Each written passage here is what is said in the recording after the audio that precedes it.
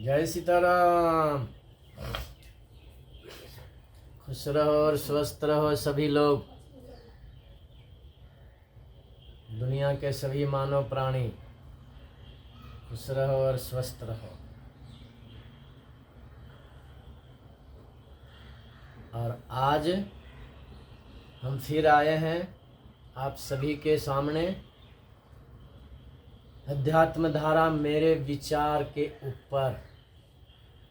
ये सत्संग चल रहा है अध्यात्म धारा। इससे पहले आपको 10 एपिसोड सुनाई जा चुकी है। अब 11वें एपिसोड में फिर कुछ कहने सुनने सुनाने के लिए आया हूँ। ध्यान से सुनो और विचार भी करना समय के अनुकूल, क्योंकि ये कलयुग चल रहा है। तो सज्जनों, इससे अगले चैप्टर में मैं ये कह रहा था कि मानव जिंदगी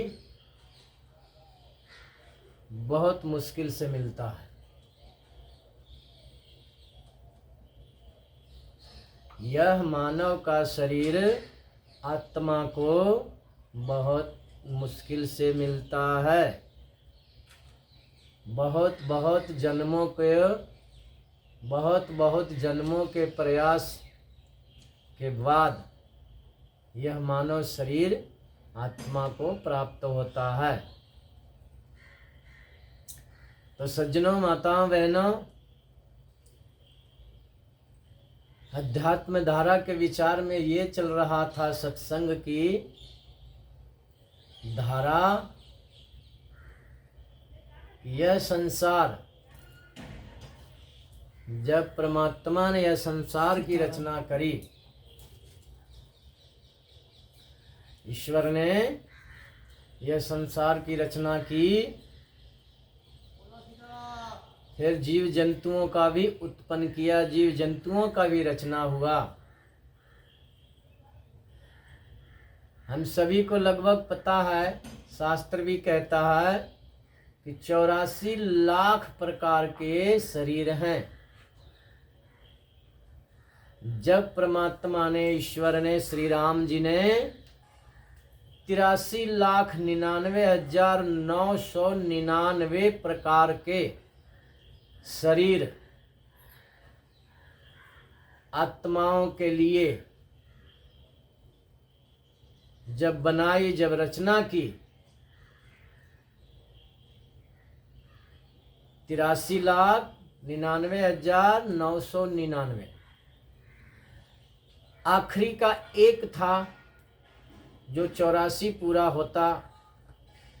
उस समय भगवान ने कल्पना की, ईश्वर ने कल्पना किए, विचार किए, सोचे कि अब मैं आखिरी रचना कर रहा हूँ और वह आखिरी रचना सबसे श्रेष्ठ होना चाहिए। तो भगवान ने कल्पना करते करते, विचार करते करते, उन्होंने अपना ही स्वरूप को अलग किया।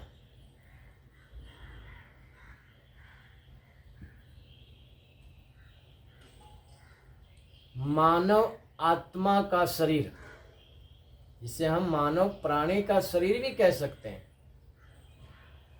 तब मानव प्राणी का शरीर जब परमात्मा ने रचना की, तैयार किए, उन्होंने सोचा यह रचना हमारा आखिरी और सर्वसे श्रेष्ठ होना चाहिए। भगवान ने उस मानव शरीर के अंदर जो जीव को अंदर जो प्रवेश किया, जब उसमें जीव को जो स्थापित किए, जब, तो उसका नाम रखे मानव प्राणी। मानव प्राणी, जैसे पशु प्राणी, पक्षी प्राणी, जीव जंतु, अनेक प्रकार के प्राणी हैं। इसी तरह हम सब मानव प्राणी कहलाते हैं। भगवान ने इसके अंदर बहुत ज्ञान बुद्धि कल्पना भर दिया मानव प्राणी के अंदर, यानी कि मानव प्राणी को सबसे श्रेष्ठ बुद्धि और ज्ञान विचार कल्पनाओं से परिपूर्ण करके इस मानव प्राणी को तैयार किया। और शास्त्र भी कहता है कि मानव प्राणी जितने भी जीव जंतु प्राणी हैं उन सब में श्रेष्ठ है, सब में ज्ञानवान है, सबसे बुद्धिमान है। तो सज्जनों, हम लोग देखते भी हैं कि जो मानव प्राणी कार्य करता है वो और कोई प्राणी नहीं कर सकता। इतनी ज्ञान इतनी क्षमता इसके खोपड़ी में भरे हुए हैं। कहते हैं भगवान के एक रूप ईश्वर रूप तो है ही, लेकिन भगवान के दूसरा रूप मानव है। कई बार हम इस मानव प्राणी को महान आत्मा करके संबोधन करते हैं। इंसान को भगवान की तुलना में बताते हैं, उसकी समकक्ष में रखते हैं, इंसान और भगवान। लेकिन इंसान को रचना करने वाले भगवान हैं। तो इसमें बहुत बुद्धि भर दिए और इसमें बुद्धि भर के भगवान ने इस मानव प्राणी को इस धरती पे उतारा, यह कल्पना करके यह मानव प्राणी ही इस धरती पे इस ब्रह्मांड को संचालन करेगा। तो इस धरती की संचालन आज मानव प्राणी कर रहा है। मानव प्राणी जो भी कुछ बनाता है इस धरती की संचालन में, जो भी कुछ करता है वह सब हम लोग देख रहे हैं। कोई ज्ञानी है, कोई विज्ञानी है, कोई ध्यानी है, कोई दानी है, अनेक प्रकार से इसको संबोधन किया जाता है। अगर मानव प्राणी चाहे तो इस धरती को शमशान बना दे और चाहे तो स्वर्ग बना दे, दोनों काम है। मानव इस धरती पे जितना विकास करता है उतना ही विनाश भी करता है। इस सृष्टि की संचालन करने में मनुष्य की बहुत बड़ा हाथ होता है और विनाश में भी बहुत बड़ा हाथ होता है। हम लोग वर्तमान समय में देख रहे हैं ऐसे ऐसे विनाश के अस्त्र बने हुए हैं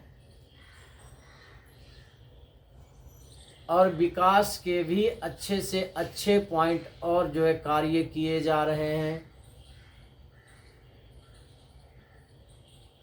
इस प्रकार के इसकी ज्ञान और बुद्धि के क्षमता पे भगवान ने इस मानव प्राणी को सबसे श्रेष्ठतम प्राणी कहलाते हैं। और हम सब जानते हैं, शास्त्र भी कहता है सृष्टि पे मानव प्राणी सबसे श्रेष्ठ है। तो यह मानव प्राणी इस सृष्टि पे सबसे श्रेष्ठ प्राणी है। विकास और विनाश दोनों की कार्य करता है और इंसान भगवान को प्राप्त करने वाला जीव कहलाता है।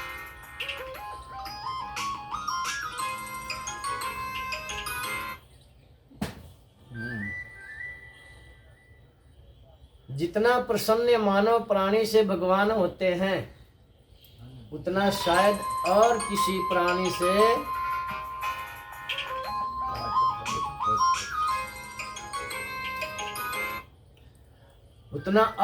प्राणी से भगवान प्रसन्न नहीं होते जितना मानव प्राणी से प्रसन्न होते हैं। पर जितनी नाराजगी इंसान से भगवान का होता है उतना और किसी प्राणी से नहीं। क्योंकि इंसान ऐसा भी काम करता है जहाँ भगवान प्रसन्न होते हैं, और यह मानव प्राणी ऐसा भी काम करते हैं जो भगवान नाराज भी होते हैं, अप्रसन्न रहते हैं। दोनों बातें हैं।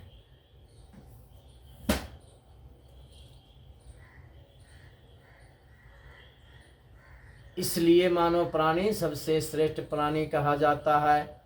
हम लोग इस धरती के सबसे श्रेष्ठ प्राणी हैं, परंतु कैसे और क्यों, ये एक विचारने की प्रश्न है, यह एक सोचने की बात है। तो सज्जनों, यह मानव प्राणी सबसे श्रेष्ठ कैसे और क्यों, इस चीज की चर्चा, इस बात की चर्चा हम अगले एपिसोड में करेंगे।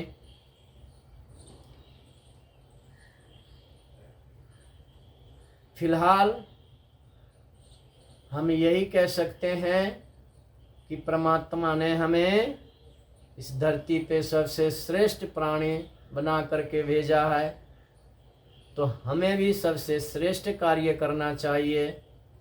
और वह सबसे श्रेष्ठ कार्य क्या हो सकता है, ये अगले चर्चा में बताएंगे। तब तक के लिए आज की सत्संग अध्यात्म धारा मेरा विचार एपिसोड का कड़ियों को यहीं रोका जाता है। अगले एपिसोड में फिर से चर्चा करेंगे और समझेंगे कि इंसान मानव प्राणी इस धरती का सबसे श्रेष्ठ प्राणी कैसे और क्यों है। तब तक के लिए मैं अपने विचार को, वाणी को यहीं पे स्थगित करता हूँ और यही कहूँगा कि खुश रहो और स्वस्थ रहो, परमात्मा से जुड़ के जिंदगी जियो। जय सीताराम। खुश रहो, स्वस्थ रहो।